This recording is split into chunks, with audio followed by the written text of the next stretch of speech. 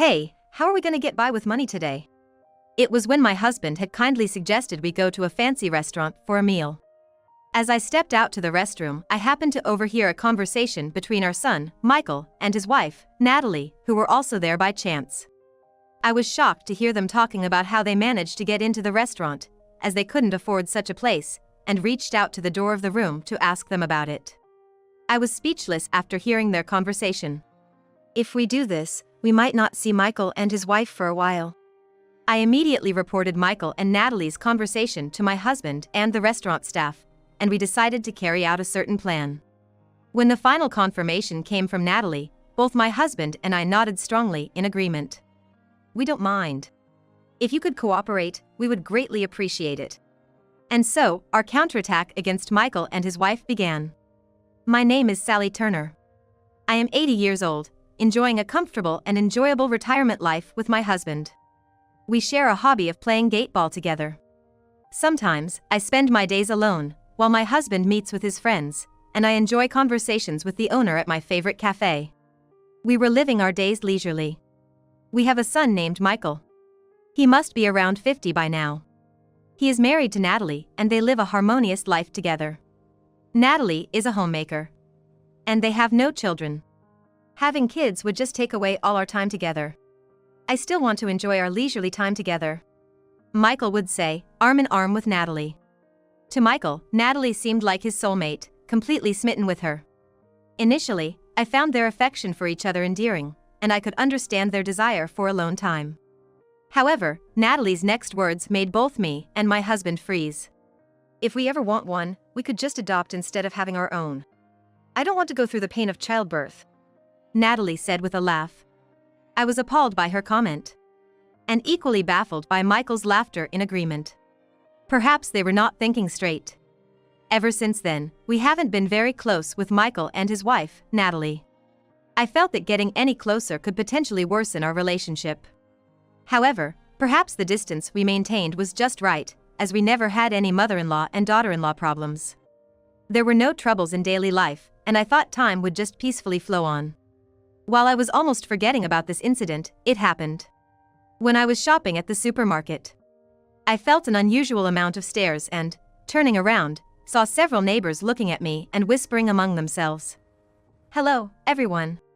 Are you all shopping too? Curious, I approached them without any worry, but for some reason, they greeted me awkwardly. As if avoiding me. It was so obvious that I felt it instinctively, raising questions in my mind. Why would that be? The answer was simple. Because I had coffee with those same people yesterday. Who could have imagined that things would change so drastically overnight? I wondered if I had done something wrong and stood there, puzzled, for a while. Then suddenly, from the direction of the cashier, a man's loud voice shouting in anger filled the store. So, how are you gonna take responsibility for this? The man's loud yelling made me flinch, and everyone's gaze shifted towards the commotion. The store, which until then was filled with lively conversations, fell silent in an instant. The man continued to shout, and the cashier's voice, full of apologies, was the only thing echoing. We'll replace it right away. Please, just wait a moment. I'm telling you, I don't need the stuff. Don't you get that? I'm saying lower the price. I turned to the cashier in shock at the man who was making such an impossible statement. I was dumbfounded by the man's unreasonable demands and turned to look towards the cashier. Michael? It was my son, Michael, who was causing the scene. As soon as I caught sight of him, I hurried over to him. Noticing me, Michael turned around and greeted me with a nonchalant smile, raising his hand in hello. Oh, hey, Mom. Shopping? His demeanor had completely changed from the shouting moments ago to a friendly smile. Michael has always been kind to his family and tough on others since he was young, but it seems like that trait has intensified now that he's an adult. No, it feels like he's gone off track as a person. Shopping? That's not the point. Why are you making a scene and complaining so loudly like a fool? Huh? What do you mean, fool? There was a bug in the cabbage at the store. I almost ate it without noticing. A complaint or two is only natural, right? It was clear he realized I wasn't just stopping by to chat. But it was intervening. Michael's attitude changed drastically upon this realization, confronting me with hostility and explaining the situation in an aggressive manner. His behavior was so overbearing that I felt bewildered that this was my own son. A bug or two is nothing. Can't you just get it replaced? And you've been shouting about it like this. Aren't you embarrassed? Why do I have to be scolded? It's this supermarket's fault, right?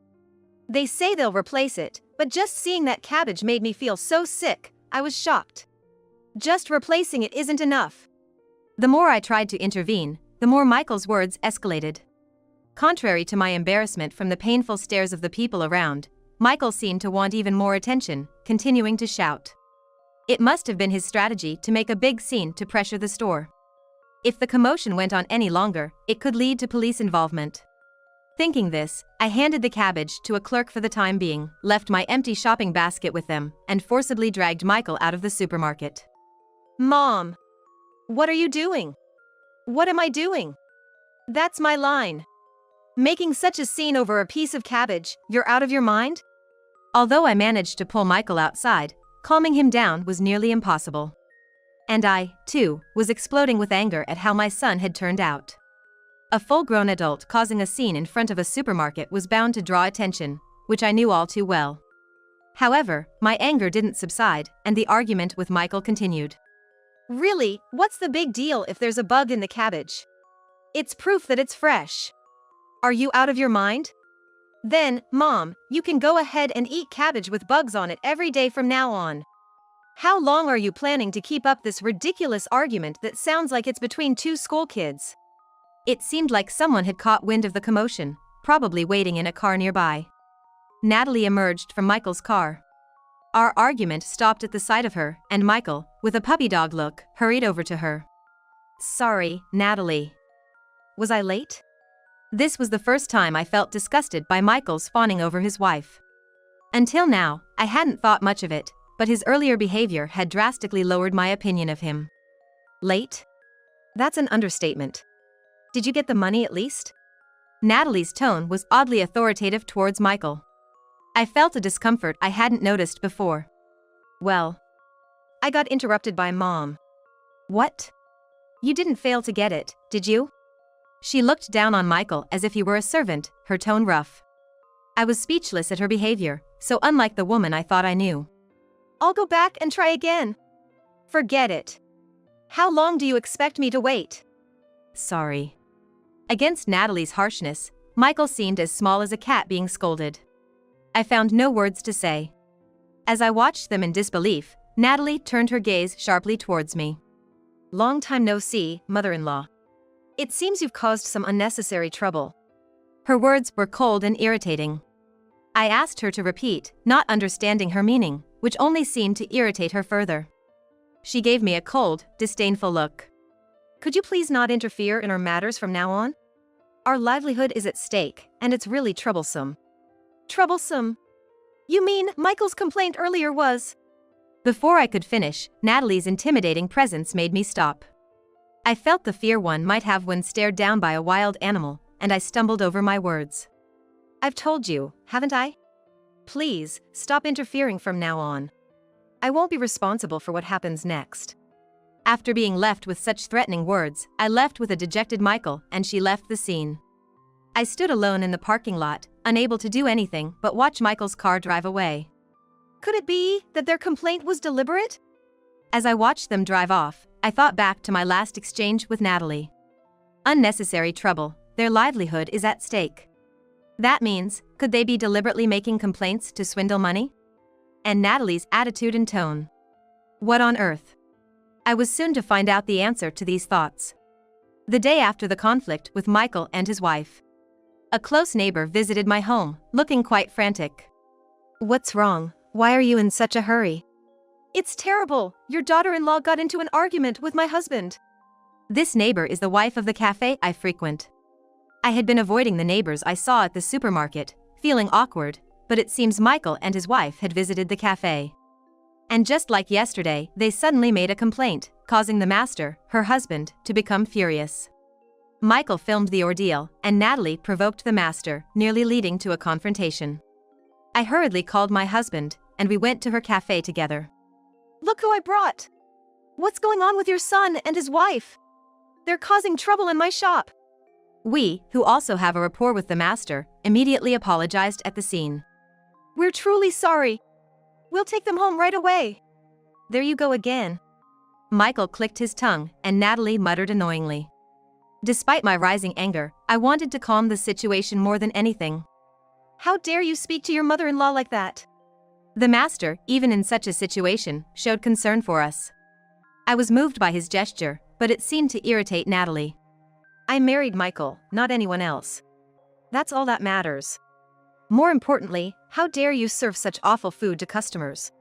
What did you say? You're still spouting that nonsense. My husband intervened as the master was about to lash out. We're deeply sorry. We will come back on another day to formally apologize for this rudeness. There are other customers here. Please, let's calm down for now. My husband was apologizing. Seeing this, the master's anger subsided, and he said we don't need to pay for now, just take Michael and Natalie home. So, my husband and I silently took them back to our house and into the living room. As soon as she sat on the sofa, Natalie sighed heavily, looking annoyed, while Michael seemed eager to please her, flustered. Do you understand what you've done? It was my husband who spoke quietly. His expression was blank, but his voice carried anger. I had never seen him like this in all the years we've been together. It was so frightening that I shivered next to him. What do you mean?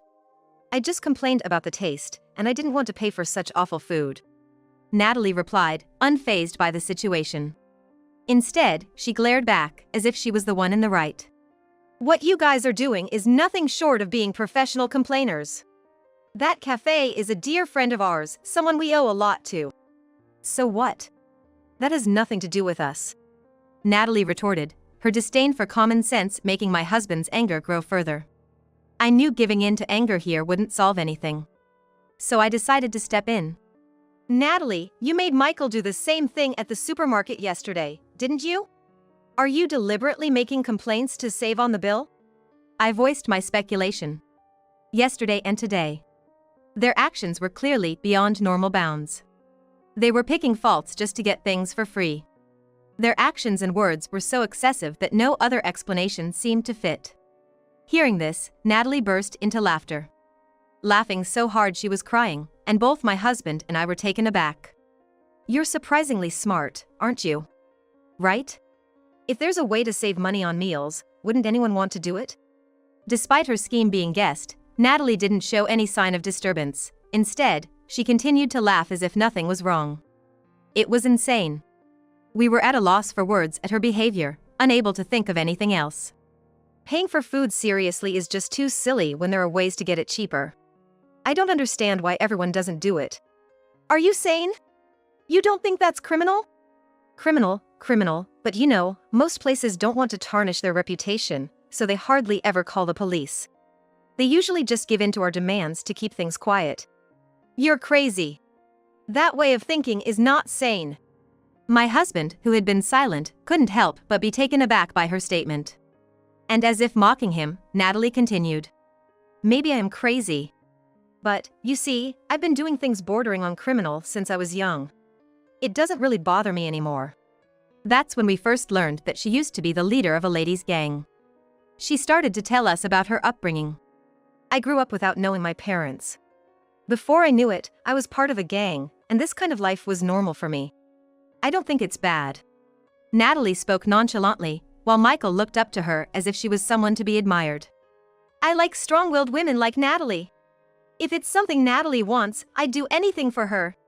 Michael, Michael, speaking admiringly of Natalie, made me feel regret that my own child had grown up to be such an adult. So, if you keep pestering us, even if you're the in-laws, I won't hold back. Consider this your final warning. With that, Natalie stood up, and Michael followed her out. We tried to stop them, saying the conversation wasn't over, but our words didn't reach them. As we watched their backs, my husband and I stood dumbfounded. After that, I tried to contact my son and his wife by phone and visited their house, but I was turned away at the gate. My calls were rejected, and we were left estranged. Since then, my husband and I have been looked at with disdain by the neighbors.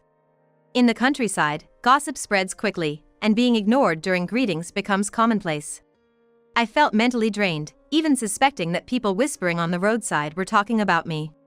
I went to apologize to the cafe we caused trouble for, but I was told not to come back as long as we were associated with my son and his wife. I was filled with regret and cried myself to sleep that night. I was overwhelmed with emotions so strong I wanted to disappear, crying silently into my pillow. I ended up bedridden for several days, too afraid to go outside. My husband takes care of all the household chores. One day, my husband invited me out for a change of pace. A friend of mine who owns a restaurant wants us to visit. The restaurant was run by his friend and wasn't open to the general public. My husband had apparently mentioned me, knowing I was feeling down, and they extended an invitation to us. "You've been moping around too much, haven't you? It must be tough. Let's eat something delicious and cheer up." His gentle touch as he comforted me made me feel loved. I felt grateful once again for marrying him and decided to accept the invitation for a meal. I hadn't eaten much in the past few days, so my face had become gaunt. I tried to hide it with makeup, but my husband saw through it all, telling me I didn't have to force a smile. I felt inadequate but decided to go to the restaurant with him anyway. When we arrived, the owner and his wife welcomed us warmly. "Welcome. We've been expecting you. Long time no see. We appreciate your coming today. Please, make yourselves at home. Our young chefs make exquisite cuisine." The warm demeanor of the owner's wife and the solid presence of the owner. They put my mind at ease. I weakly smiled and nodded at their words. Concerned about my weakened state, the owner's wife took my hand and guided me through the restaurant. The interior was impeccably clean and exuded a sense of cleanliness. "Welcome. We've been expecting you." We were welcomed by the head chef with such vigor that lifted our spirits, which were feeling low. His enthusiasm was so infectious that we couldn't help but feel overwhelmed by it. "Today, I'll put extra effort into it and serve you delicious cuisine. The head chef's dishes are truly exquisite. Please, make yourselves comfortable and enjoy yourself." The one who smiled at us like that was a female server. Her gentle smile soothed my heart, and a smile naturally returned to my face. It was at that moment, while enjoying the delicious food, that I had almost forgotten about my son and his wife. "Hey, how are we going to manage our finances today?" As I was heading to the restroom, I heard a voice I recognized from somewhere, coming from one of the private rooms along the way. "After all, this is a place owned by Dad's acquaintances, right? It wouldn't be good to cause trouble here. Why are you getting cold feet? It's not like this place is any different from the ones we usually go to." "Well, yeah, but since when did you become such a wimp? Seeing spineless guys like you just ticks me off." From the tone and the way of speaking, I quickly realized it was my son and his wife in that room. How did they manage to get into this restaurant?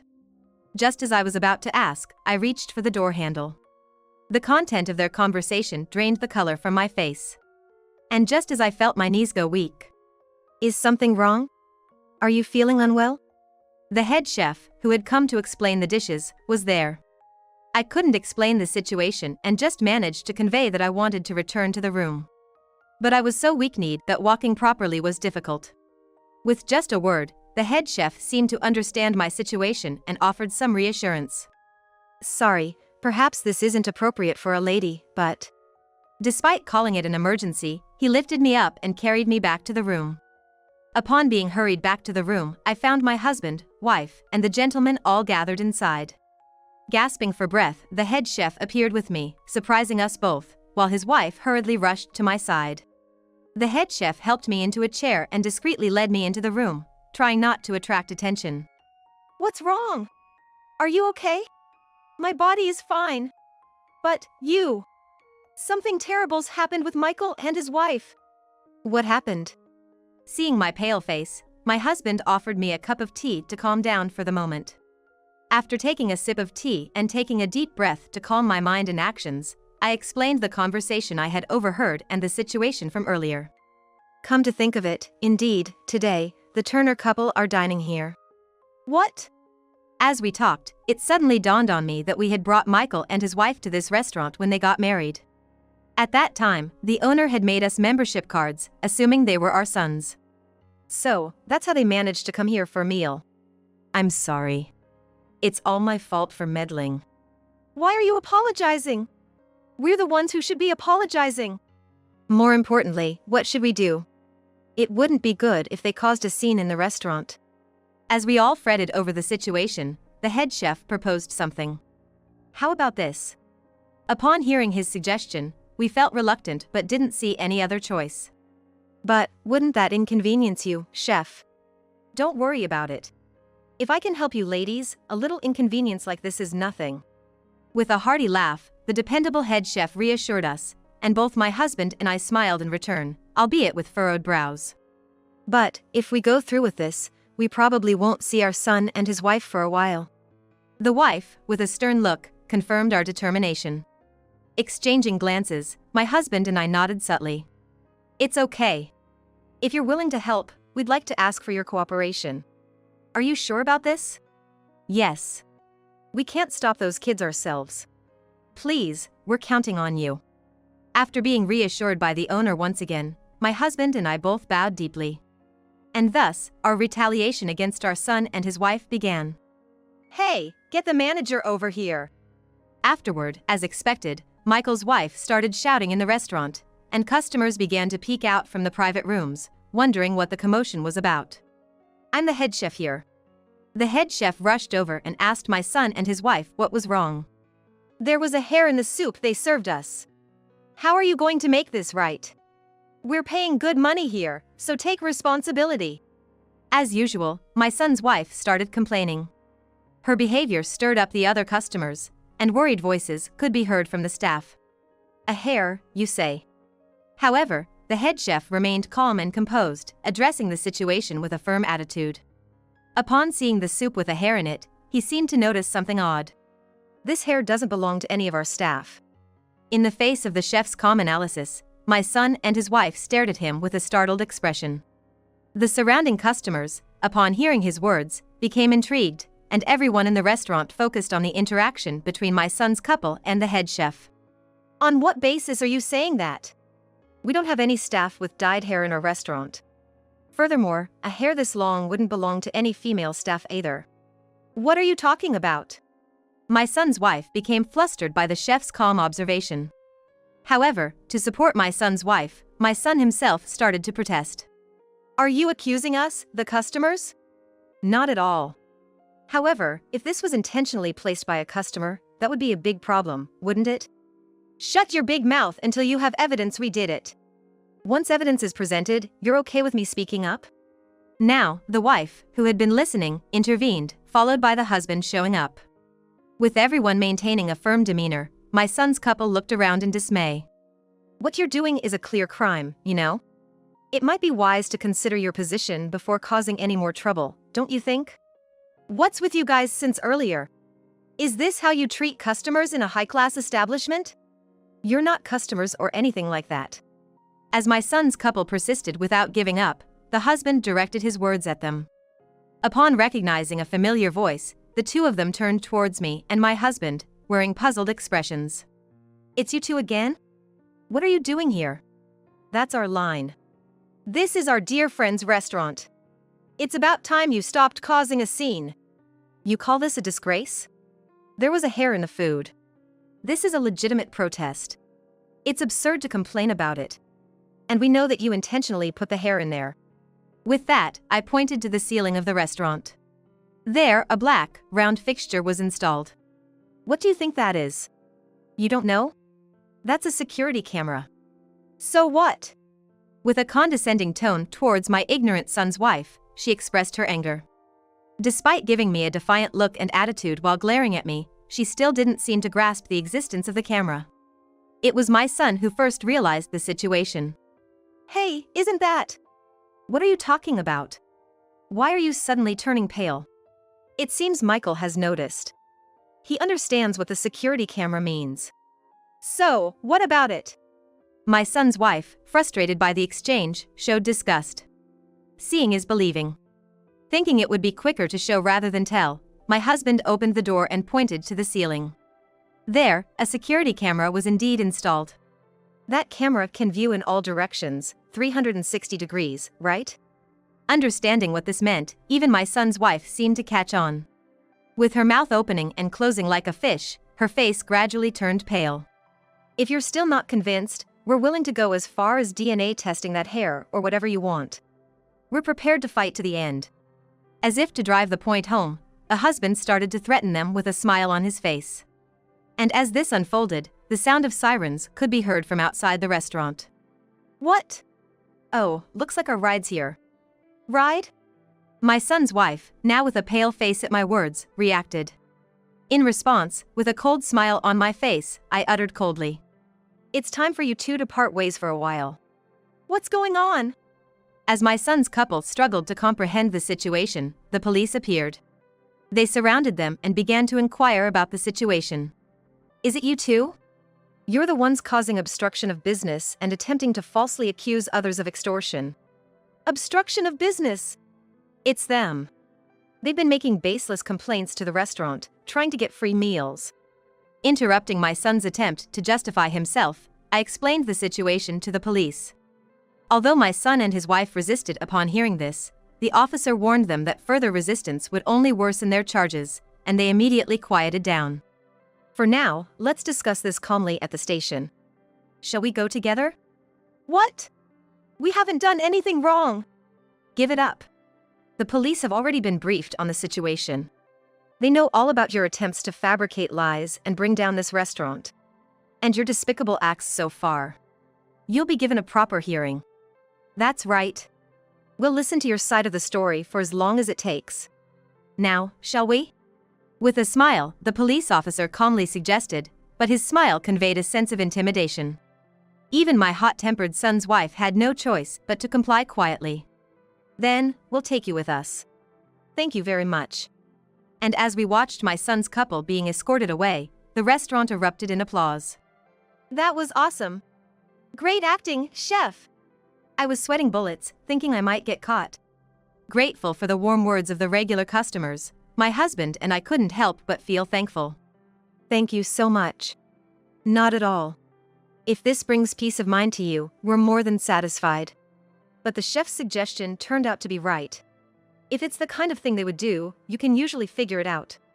Laughing as he spoke, the chef's confidence left both me and my husband in awe. That suggestion from the chef at the time. It was to shake up my son's couple. We do have female employees with light brown hair, and while the camera is indeed a surveillance camera, it doesn't provide a 360-degree view. I was wondering what to do if things went south. It was a gamble, but we managed to handle it well. And it's all thanks to you and everyone's response. Thank you so much. Warm voices from the restaurant reassured us, saying not to worry. The staff explained the situation to the customers, and everyone rallied behind us. We had asked them to help in case my son's couple caused trouble, and everyone acted like actors, just as we requested. Now, let's resume our enjoyable meal. Today, it's on the house. Everyone rejoiced at the generosity of the husband, and we were able to have a good time. Afterward, my son's couple was sued by the restaurant and faced a hefty compensation claim. They were taken to court, and it was highly likely they would receive a prison sentence. Moreover, it was revealed that they had posted a video on social media of a previous altercation with the owner of a nearby cafe. This led to another lawsuit against them, and their reputation became so tarnished that everyone in town knew about it. Naturally, it became difficult for my son's couple to live in the town, and they left town as if fleeing. My husband and I tried various ways to repay the cafe and the high-end restaurant we were indebted to, and eventually decided to use social media to highlight the strengths of both eateries. With the help of acquaintances who were knowledgeable about the web, our efforts paid off, and both businesses flourished. We managed to reconcile with our neighbors, and now we can once again go out for tea as a couple. Since then, we have severed ties with my son's couple, and my husband and I are still living happily even though we are over 80 years old. We're so content every day that we hardly even think about what happened to my son's couple. This incident served as a stark reminder that seeking rewards without effort leads to punishment.